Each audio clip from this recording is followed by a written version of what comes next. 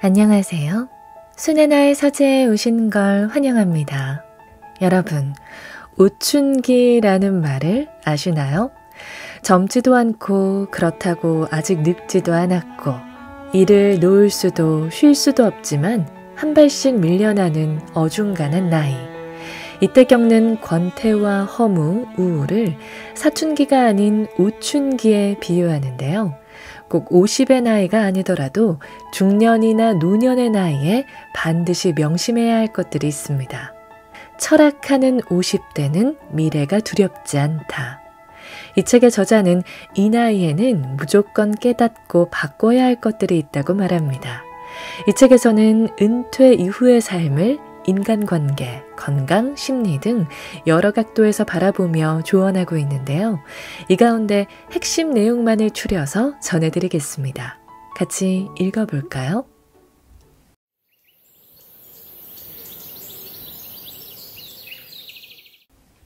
파고다 공원은 가지 마세요. 아파트 베란다에서 보면 다들 바쁘더라고.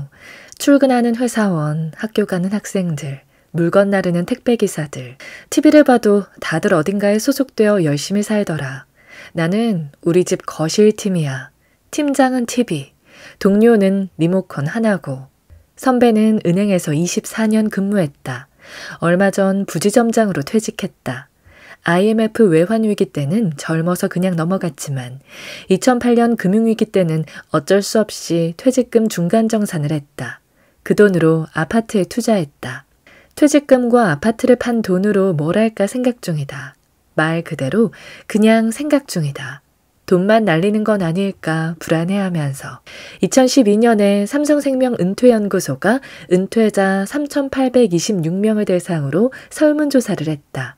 질문은 여가 시간을 어떻게 보내세요? 조사 결과 은퇴 남은 TV 시청을, 은퇴녀는 여전히 가사노동을 가장 많이 하고 있는 것으로 나타났다.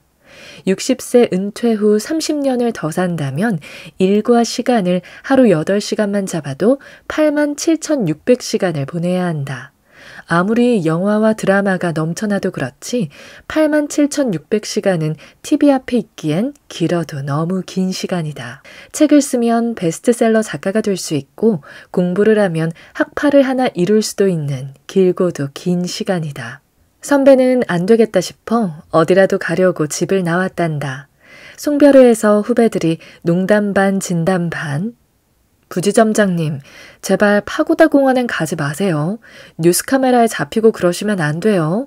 해서 같이 깔깔 웃었던 기억 때문일까. 이상하게 종로 쪽으로 가고 싶었단다.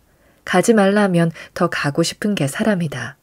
장기 두시는 어르신들, 여전히 잠을 자고 있는 노숙자들이 보인다. 막걸리통과 소주병이 여기저기 취해 쓰러져 있다. 비둘기들이 땅에 떨어진 과자 부스러기를 열심히 쫀다. 따뜻한 햇볕이 할아버지와 노숙자 그리고 비둘기를 공평하게 비추는 나른한 오후. 알몸으로 태어나 옷 한 벌은 건졌다는 노랫말이 생각났다. 그렇다면 그 알량한 옷 한 벌마저 벗어던진다면 모든 사람들은 알몸이 되겠지. 알몸은 공평하다. 옷만 벗으면 할아버지도 노숙자도 나도 똑같다. 그렇다면 나를 오직 나답게 만드는 건 뭘까? 나는 그 사람을 대신 살았다. 회사원들은 혼자 있는 시간이 거의 없다. 옆에 늘 누군가 있다. 요즘에야 혼밥이니 혼술이니 하지만 우리가 한창일 때는 혼자 뭔가를 먹는다는 것 자체가 이상한 시절이었다. 혼자 밥을 먹는 사람을 모자라도 한참 모자란 사람으로 취급했다. 혼자 있는 시간을 잠시도 허락하지 않는 빡빡한 시간표가 일상이었다. 내가 마당발이라는 사실을 은근 자랑하고 싶기도 했다. 호모사피엔스 시절부터 지금까지 인간은 무리를 지어 산다. 무리는 혼자보다 강하다. 무리는 적을 공격하기에도 방어하기에도 혼자보다 훨씬 유리하다. 무리로부터 쫓겨나 혼자 산다는 건 언제 죽을지 모르는 것과 다름없다. 살아남으려면 어떻게든 무리에 섞여 있어야만 하는 것이다. 많은 원시 사회에서 추방은 사형 다음으로 무서운 형벌이었다. 하이데거는 나와 함께 밥 먹고 술 마시는 세상 사람들을 세인이라고 불렀다. 나와 세인은 다를 것이 없다. 세인은 나에게 어떤 해코지도 하지 않는다. 세인도 나와 비슷한 처지다. 최근 인기 있는 막장 드라마, 실검 1위에 오른 연예인 스캔들, 어제 9회 말 대역전극으로 끝난 프로야구 등으로 하루하루를 버티고 있을 뿐이다. 하이데거가 세인을 통해 말하고 싶은 것은 이것이다. 지금 내가 살고 있는 방식을 문제 삼지 않는 삶은 진정한 삶이 아니다.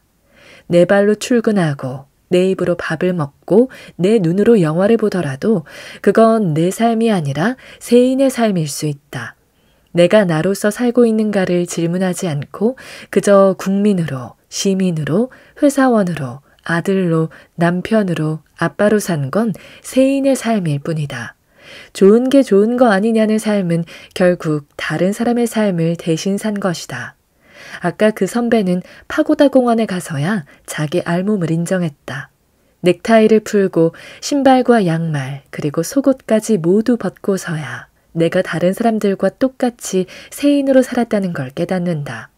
지금 자신이 사는 방식 그 자체에 문제가 있다는 걸 느낀 것이다. 아파트와 자동차와 옷은 나를 나답게 해줄 수 없었다. 또 뭘 해서 먹고 살아야 하나라는 질문은 나를 나답게 해줄 수 없었다. 어디 갈 데 없나 이곳저곳 기웃거려 봐야 마찬가지다. 나를 나답게 해주는 건 혼자 있는 시간을 어떻게 보내느냐에 달려있다. 내 삶에 대해 묻고 생각할 수 있는 곳으로 규칙적으로 떠날 필요가 있다. 사람은 늘 그곳으로 가야 한다. 집을 떠나 매일 갈 수 있는 곳. 나 역시 회사와 집, 그 어디에도 혼자 있을 곳이 없었다. 사실 혼자 있을 생각 자체를 못했다. 회사에선 일 때문에 뛰어다녔고 집에선 아이들과 놀아주느라 뛰어다녔다. 평일엔 업무와 잦은 술자리 때문에 피곤했고 주말 집에선 꼴랑 설거지와 청소 정도 하는 주제에 피곤했다. 피곤해 쓰러져 자니 굳이 혼자만의 공간이 필요하지 않았다. 내 코 고는 소리를 더 이상 참을 수 없어 가끔 아내는 조용히 거실로 나간다. 의식이 없긴 하지만 내가 혼자 있는 시간은 그 정도뿐이었다. 욕심을 부려 옥탑방을 서재로 만들었다. 말이 서재지 키 큰 책장은 들어가지도 못한다. 그래서 책들을 대충 쌓아 올려 확보한 한쪽 벽에 책상을 놨다. 음악도 듣고 책도 읽었다. 붓글씨를 쓰기 위해 먹을 갈 땐 지리산 청학동에 온 것 같았다. 휴가가 따로 없었다. 책 위에 침을 잔뜩 흘리면서 참 잘도 잤다. 가끔 쌓아둔 책이 무너져 놀라 깨기도 했다. 영원히 좋을 것만 같았던 내 서재의 꿈도 오래가지 않아 깨졌다. 가장 큰 문제는 집을 떠날 수 없다는 점이었다. 집에 있으면 죄책감이 든다. 주말이라도 남편과 아빠를 가족들에게 돌려주어야 하지 않나 하는 생각에 괴로웠다. 정작 가족들은 아무렇지도 않은데 말이다. 이런 생각들 때문에 비록 몸은 옥탑방에 있어도 마음은 복잡거렸다. 청소기 돌리는 소리가 들리면 내려가서 괜히 서 있었다. 아이들이 들어왔다고 인사라도 하면 뭔가 이야기를 해야 할 것 같았다. 정작 아이들은 원하지 않는 일이었다. 그러던 어느 날 동네 도서관을 알게 되었다. 깜짝 놀랐다. 내겐 콜럼버스가 아메리카 신대륙을 발견한 것에 버금가는 사건이었다. 도서관은 그야말로 번듯했다. 책을 읽고 글을 쓰는데 부족함이 없다. 컴퓨터도 여러 대 있다. 무료 와이파이도 제공된다. 주말엔 사람도 많지 않다. 책상과 의자, 화장실 등이 모두 깨끗하다. 무엇보다 좋은 건 집에서 20분 정도 걸어야 도착할 수 있는 위치에 있다는 점이다. 집을 떠나 혼자 있을 수 있는 곳이 나에게도 생긴 것이다. 오롯이 내가 되는 규칙. 칸트가 산책하는 걸 보고 동네 사람들이 시계를 맞췄다는 일화는 유명하다. 칸트의 하루는 수십 년 동안 거의 변화가 없었단다. 어쩔 수 없이 일과표를 변경해야만 하는 경우 그는 몹시 기분이 나빠져 짜증을 냈단다. 성격하곤. 칸트의 하루 스케줄은 아주 구체적인 내용까지 남아있다. 새벽 4시 55분 하인 람페가 칸트를 깨운다. 5시의 기상에 아침 대신 홍차를 2잔 마신다. 잠을 깨기 위해서다. 오전 7시까지 수면용 모자를 쓴 채 강의를 준비한다. 오전 7시부터 9시까지는 강의를 한다. 칸트는 9시부터 12시 45분까지 하루 일과 중 가장 중요한 일을 한다. 그 일은 글쓰기다. 오후 1시부터 4시까지 친구들과 점심을 오래 먹는다. 그는 하루 한 끼만 먹었다. 대구 요리를 좋아했고 주로 붉은 포도주를 마셨다. 오후 4시가 그 유명한 산책 시간이다. 칸트는 혼자 산책을 나갔는데 언제나 똑같은 길을 걸었단다. 저녁에는 가벼운 책을 읽는다. 밤 10시 침대에 눕는다. 한 사람의 하루 일과만큼 그 사람에 대해 많은 것을 알려주는 건 없다. 이것이 칸트의 일과를 길게 소개한 이유다. 이제 우리는 칸트가 어떤 일을 하는 사람인지, 그가 무엇을 중요하게 여기는지 정확하게 알 수 있다. 이제 나를 알려주겠다. 은퇴한 후 요즘 하루를 어디에서 어떻게 보내세요? 라는 질문에 나는 이렇게 대답하고 싶다. 아침 5시에 일어나 반려견인 누리와 함께 용마산 둘레길을 2시간 정도 여유 있게 걷는다. 집으로 돌아와 커피를 마신 후 가방에 책을 한 권 넣고 대문을 나선다. 20분을 걸어서 공공도서관에 도착한다. 머리가 맑은 오전에는 글을 쓴다. 점심을 먹고 집에서 30분 정도 낮잠을 잔다. 집과 도서관을 오고 가면서 계절에 따라 변하는 주변 풍경을 사진으로 남긴다. 저녁에는 일기를 쓰고 매달 마지막 날에는 손글씨로 편지를 쓴다. 블로그에 쓴 글과 일기, 그리고 사진 등을 올린다. 10시에 잔다. 이쯤 되면 내가 어떤 사람인지 거의 정확하게 알 수 있을 것이다. 나 역시 은퇴 후에도 계속 일을 해야 한다. 아마 위에서 언급한 스케줄은 일이 없는 날에야 가능할 것이다. 그렇지만 스스로 나를 지켜내는 장소와 규칙을 갖는다는 건 생활의 활력소가 될 것이 분명하다. 거실팀에 소속되어 TV 팀장님을 8만 시간 이상 모실 생각은 전혀 없다. 공공도서관이 아니어도 좋다.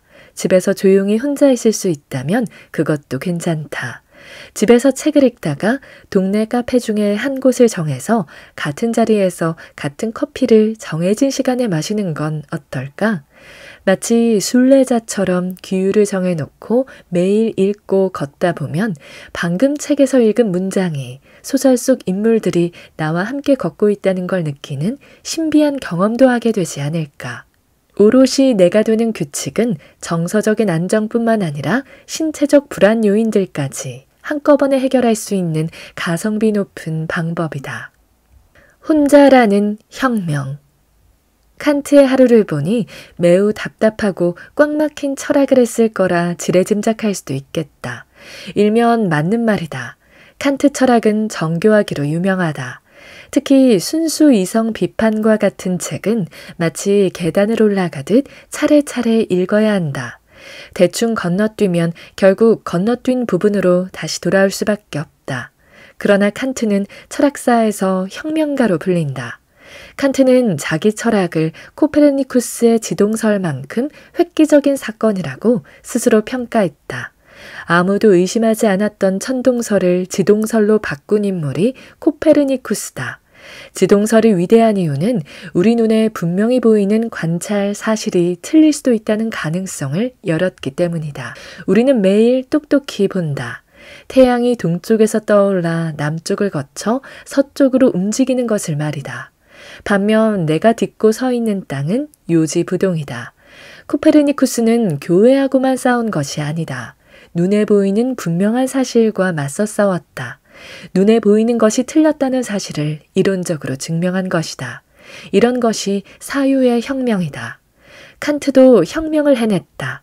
인간이 어떻게 알 수 있는지에 대한 설명을 완전히 뒤집어 엎었다. 과거 설명에 따르면 우리가 눈앞에 있는 사과를 사과로 알게 되는 것은 사과 때문이었다. 그러나 칸트는 반대로 설명했다. 우리가 사과를 그렇게 보기 때문에 사과를 아는 것이다. 우리는 사과를 그렇게 볼 수밖에 없는 인식의 틀을 가지고 태어난다. 칸트는 암의 기준을 사물에서 인간으로 바꿨다. 인간이 암의 기준이 되는 것이다. 지식의 혁명이 일어난 것이다. 이것이 수십 년 같은 일과표를 지키며 살아온 사람의 힘이다. 칸트의 혁명적 생각은 규칙적인 일상에서 자신만의 시간을 철저히 확보했기 때문에 가능했다고 생각한다. 칸트는 어디 갈 곳 없나 두리번거리지 않았다. 나로서 존재하는 시간과 장소에서 규칙적으로 살았다. 나만이 할 수 있는 철학을 하기 위해 절제했고 썼고 걸었다. 다들 한두 번씩 경험했으리라 믿는다. 규칙적으로 일상을 지내다 보면 어떤 일은 시간 가는 줄 모르게 재미있다. 그 일 때문에 야근을 하는데도 불평불만이 없다. 시간의 수당은 생각조차 나지 않는다. 행복하기 때문이다. 그 일이 내 안에 있는 역량을 온전히 쏟아내도록 하는 마중물 역할을 했기 때문이다. 아리스토텔레스는 이렇게 자기 능력이 발휘되는 상황이나 결과물을 에네르게이아라고 불렀다. 어디서 많이 들어본 말 아닌가? 당신 추측이 맞다. 이 말에서 에너지가 나왔다. 내 안에 있는 능력이 고스란히 발휘되는 활동 속에서 인간은 삶의 에너지를 느낀다. 규칙적인 나만의 시간이 이런 에너지를 품고 있는 것이다. 일상의 반복이 혁명의 시작이다. 오롯이 내가 되는 규칙을 하찮게 여기는 사람은 제 아무리 화끈한 이벤트를 찾아 세상 구석구석을 찾아 헤매도 결국 허무할 수밖에 없다. 자기 에너지가 없기 때문이다. 그 많던 시간에 나는 뭘 했나 몰라. 혼자 외딴 섬에 있기라도 하듯 창문 밖 세상은 바쁘게 잘도 돌아간다. 창문을 기준으로 안과 밖의 시간이 다르게 흐르는 것 같다. 은퇴 후 8만 시간의 일상을 뭘 하며 때우나 한숨이 절로 나온다. 그런데 참 이상한 일이다. 하루는 그렇게 더디 가는데 1년은 후딱 간다. 갈수록 새벽잠이 없어진다. 화장실 가느라 새벽에 2번 정도 일어나는데 보통 3시도 안 돼 있다. 다시 못 잘까봐 짜증이 난다. 좀 더 자야 한다며 자리에 눕지만 영 잠이 안 온다. 절망적이다. 운동이라도 해야겠다 싶어 산에 오른다. 나름 이곳저곳 많이 돌아다녔지만 집에 도착한 시간은 6시. 은퇴 후 일과 시간을 하루 8시간씩 잡았는데 실수였다. 12시간도 넘을 것 같다. 그렇게 더디 가던 하루가 쌓여 일주일이 되고 한 달이 되고 1년이 된다. 꽃이 피나 있는데 날이 더워지고 매미가 온다. 바람이 선선하다 싶더니 낙엽이 떨어지고 눈이 온다. 엊그제 신년회를 한 것 같은데 송년회를 하자는 카톡이 온다. 1년을 돌아보면 정말 빠르다. 한 게 아무것도 없는데 1년이 쏜살같이 가버린 것이다.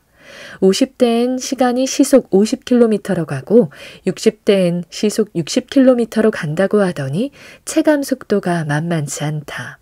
얼마 전 큰아이가 대학에 입학했다. 부모님께서 축하해 주시는 식사 자리에서 이렇게 말씀하셨다. 세상에 내 새끼가 벌써 대학에 갔네. 참 시간이 빨라. 하긴 내가 80을 바라보니 시간이 흐르긴 흘렀지. 애들 저렇게 크고 배우는 동안 도대체 나는 뭘 했는지 몰라. 생체 시간. 우리는 입에 달고 살았다. 가족과 직장을 위해 산다고. 그래서일까? 나이가 들수록 가족들 챙기고 회사 일에 빠져 살다 보니 정작 나만의 시간이 없었다. 분명 내가 살았지만 내 시간은 내 것이 아니었다고 느끼는 50대들이 많다. 그래서 심리적으로 시간이 더 빨리 간 것처럼 느껴질 수도 있다. 1930년대부터 심리학자들은 나이에 따라 왜 시간 인식이 달라지는지 다양한 실험을 했다. 1960년대에 나온 관련 논문 중 재미있는 것이 있다. 여기 두 그룹이 있다. 하나는 평균 연령 70세 그룹이고 다른 하나는 18세에서 20세 그룹이다. 두 그룹에게 시간 하면 어떤 이미지가 떠오르는지 조사해봤다. 그 결과 젊은 그룹은 고요한, 움직임이 없는 바다 등과 같은 정적인 이미지를 연상했다. 반면 평균 70세 그룹에서는 달리는, 기차 등과 같은 표현을 사용했다. 나이에 따라 시간에 대한 이미지가 정적인 것에서 동적인 것으로 변한 것이다. 하긴 나도 기억난다. 소풍, 생일, 여름방학, 크리스마스는 죽어라 하고 오지 않았다. 손꼽아 기다리다가 손가락이 닳아 없어질 정도였다. 특히 공식 어른이 되는 만 20세는 영원히 오지 않을 것 같았다. 에드리안 베안에 따르면 우리에겐 두 종류의 시계가 있다. 하나는 1초 1분 1시간과 같이 잴 수 있는 물리적 시계이고 다른 하나는 마음의 시계다. 그가 말하는 마음의 시계란 이미지의 변화를 감지하는 속도를 말한다. 감각 정보의 처리 속도가 빠르면 시간이 느린 것처럼 느껴지고 그 속도가 느리면 시간을 빠르게 느낀다는 것이다. 아이들의 초롱초롱한 눈동자를 생각해보면 금방 이해된다. 아이들은 주위에서 일어나는 모든 변화에 재빨리 반응한다. 반면 우리 눈을 봐라. 당초에 뭘 보고 있는 건지, 보이기는 하는 건지 알 수 없을 지경이다. 10초 동안 아이들이 처리하는 감각 정보가 100개라면 우리는 아마 30개 정도 되지 않을까. 아이들은 일을 빨리 처리하니까 남는 시간이 지루하고 우리는 기능이 느려져 끙끙대고 있으니 시간이 빠르게 느껴질 수도 있겠다. 사실 우리도 학창시절 이런 경험을 자주 했다. 문제가 쉬워서 잘 풀릴 때는 시험 시간이 남아돌아 지루하다. 시간이 느리게 간다. 반대로 문제가 어려운 날에는 시간에 쫓겨 쩔쩔맨다. 시간이 빨라도 너무 빠르다. 신경학자인 피터 망건은 청년, 중장년, 노년으로 세 그룹을 만든 후 각각 마음속으로 3분을 재개했다. 청년 그룹은 평균 3초의 오차를 보였다. 꽤 정확한 셈이다. 중장년 그룹은 평균 3분 16초가 돼서야 3분이라고 말했다. 60대 이상 노년 그룹은 평균 3분 40초를 3분으로 인식했다. 피터 망건은 나이가 들수록 뇌에 있는 생체 시계가 느려지기 때문이라고 실험 결과를 설명한다. 나는 시간이다. 아우구스티누스는 고백록에서 이렇게 말했다. 아무도 나에게 시간에 대해 묻지 않는다면 나는 시간에 대해 알고 있다. 그런데 누가 시간에 대해 나에게 질문해 이를 설명하려고 하면 나는 시간에 대해 모른다. 왜 그럴까? 나는 이렇게 생각한다. 나에게 시간은 내가 태어나면서부터 시작된다. 그리고 내가 죽으면 시간도 없어진다. 내가 태어나기 전 시간과 내가 죽은 후 시간이 도대체 나에게 무슨 의미인가? 시간은 언제나 나의 시간일 때 참된 시간이 아닐까? 내가 시간이고 시간이 나인 셈이다. 결국 시간과 나는 분리될 수 없는 것이다. 시간을 아는 유일한 방법은 나와 시간을 구분하지 않고 나로서 사는 것이다. 그런데 나와 시간을 분리해서 시간만 따로 질문한다면 뾰족한 답이 떠오르지 않는다. 왜냐하면 내가 나를 보고 너는 누구냐? 라고 묻는 것과 같기 때문이다. 누구나 인정할 수 있도록 자기 자신에 대해 객관적인 설명을 할 수 있는 사람은 없다. 나에 대한 나의 설명은 주관적일 수밖에 없다. 시간에 대한 설명은 나에 대한 나의 설명과 같다. 이것이 시간을 객관적으로 설명하기 어려운 이유다. 하이데거는 시간을 항상 무엇을 위한 시간으로 이해했다. 우리가 사는 데 있어 시계에 의해 측정되는 시간은 별 의미가 없다.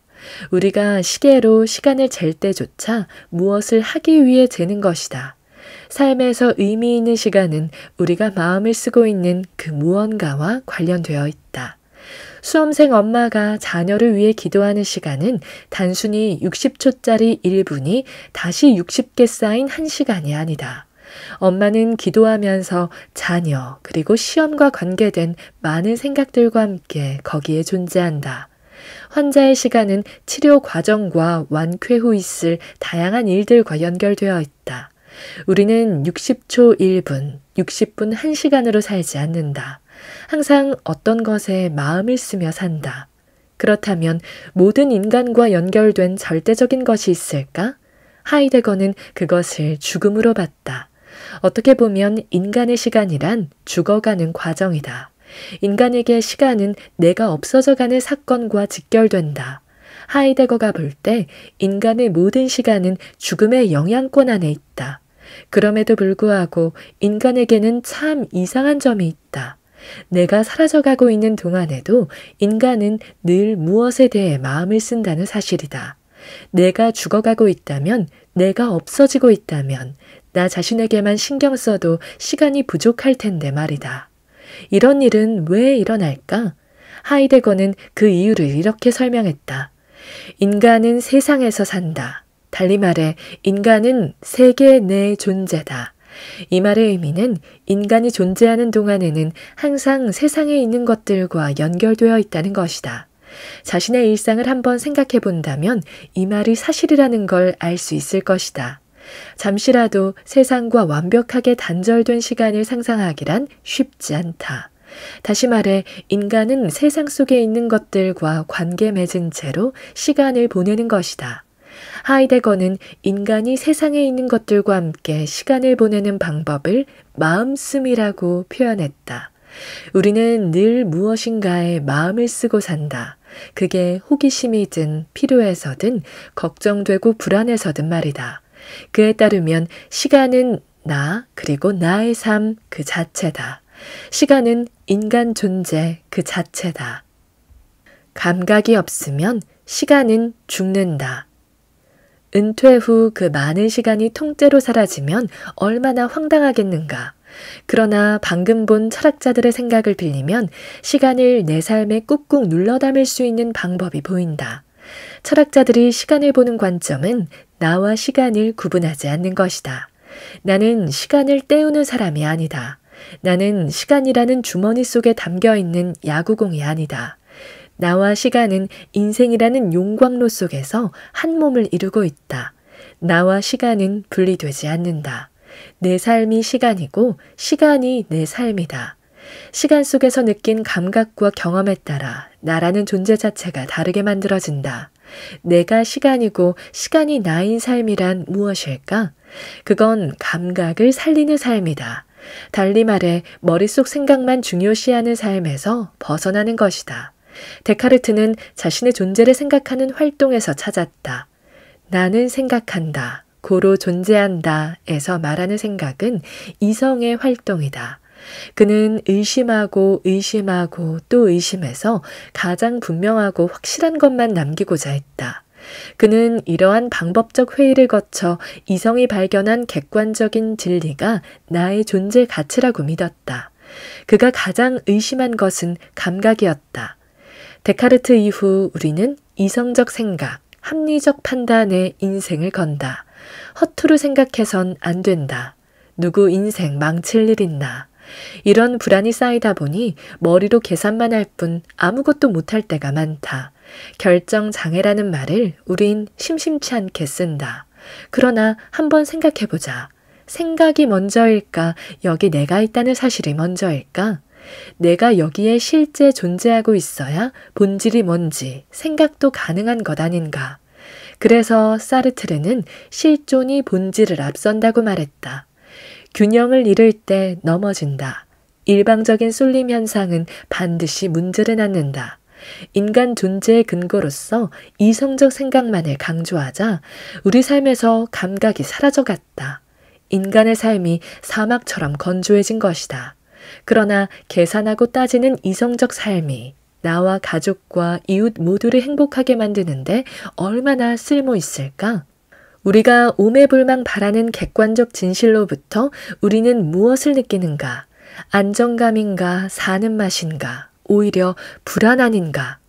적어도 불안의 문제에 있어서는 데카르트의 방법론적 회의는 우리를 더욱 불안하게 만든다. 끊임없이 의심해야 하기 때문이다. 인간은 몸을 가지고 살아간다.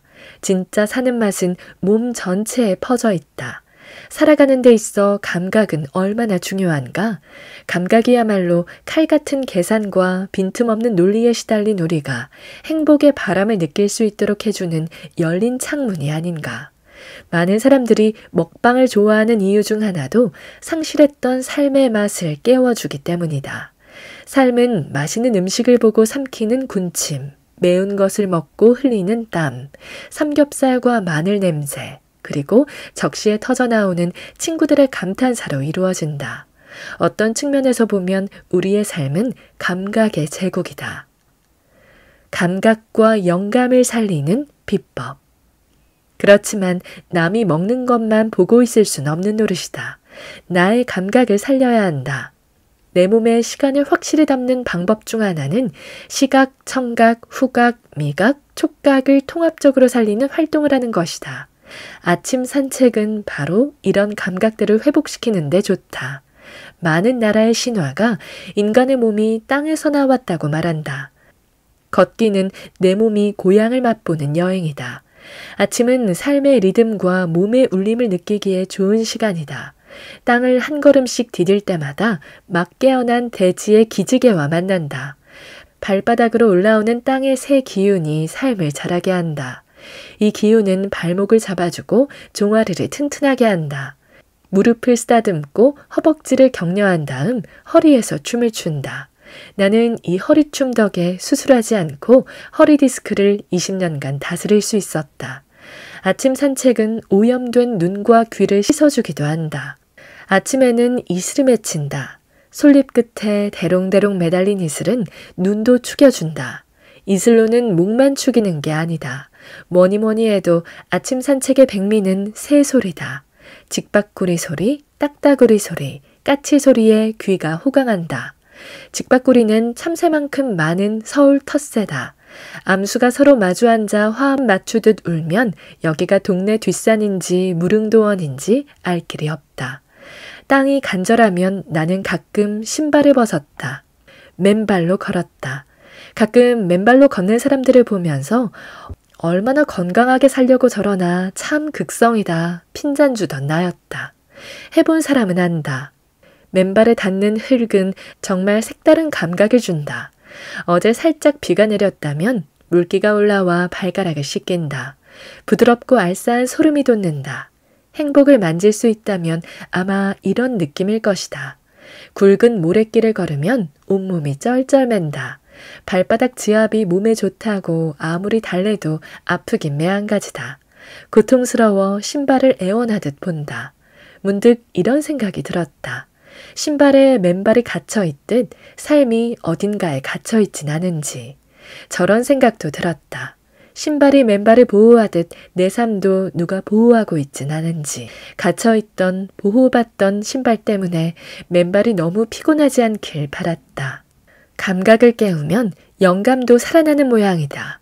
그래서일까? 철학, 음악, 문학을 했던 사람들은 산책을 좋아했다. 칸트뿐만 아니라 니체도 산책을 매우 좋아했다. 그는 산책을 하면서 심한 편두통을 달랬고 활발해지는 사고를 정리해 글을 썼다. 1879년 9월에 친구에게 쓴 편지에서 그는 이렇게 밝혔다. 겨우 몇 줄만 빼놓고 전부가 길을 걷는 도중에 생겨났으며 6권의 공책에 연필로 휘갈겨 썼다네. 음악가 베토벤도 영감을 얻기 위해 비엔나 숲속을 정기적으로 산책했다.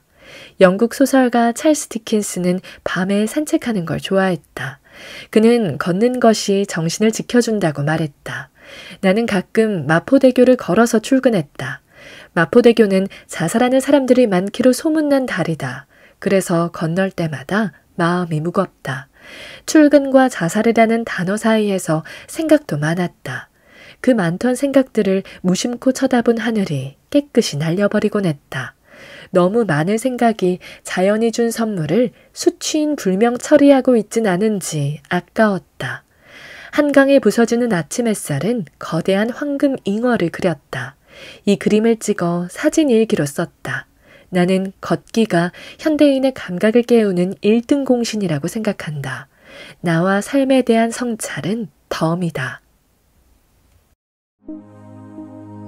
오늘 저와 함께한 시간 어떠셨나요? 편안한 시간이 되었길 바라며 또 들러주시길 기다리겠습니다.